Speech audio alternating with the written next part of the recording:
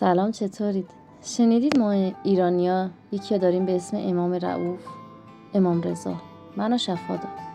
اینام که میبینید پخش کردیم بین مردم. نظر داشتیم. دخترمه دارید میبینید، خیلی خوشحال بود اون شبی که رفتیم پخش کنیم.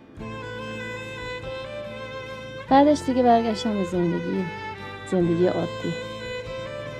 کارم، فروشم و اجناسی که آوردم. البته اینا 2-3 مدل بیشتر نیستن که گذاشتم. خیلی اجناس کیوت میارم.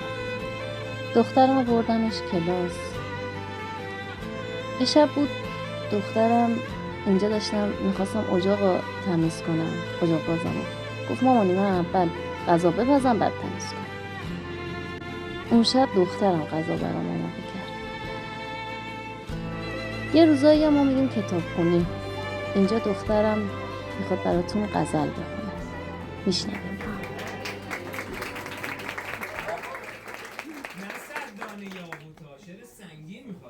درگیر تو بودم که نوازم به غزالت، در من غزلی درد کشید و سر زارت. سجاده گشودم که بخوانم غزلم را، سنگی که تویی عقربه قطع نمارت. بیرون زدن از خانه یکی پشت سرم گفت این وقت شبی شاعر دیوانه کجا رفت؟ در محفل شعر آمدم و رفتم و گفتم ناخوانده چرا آمد و ناخوانده چرا رفت؟ من بودم و زاهد به دراهه‌ای که رسیدیم، من سمت شما آمدم و سمت خدا رفتم.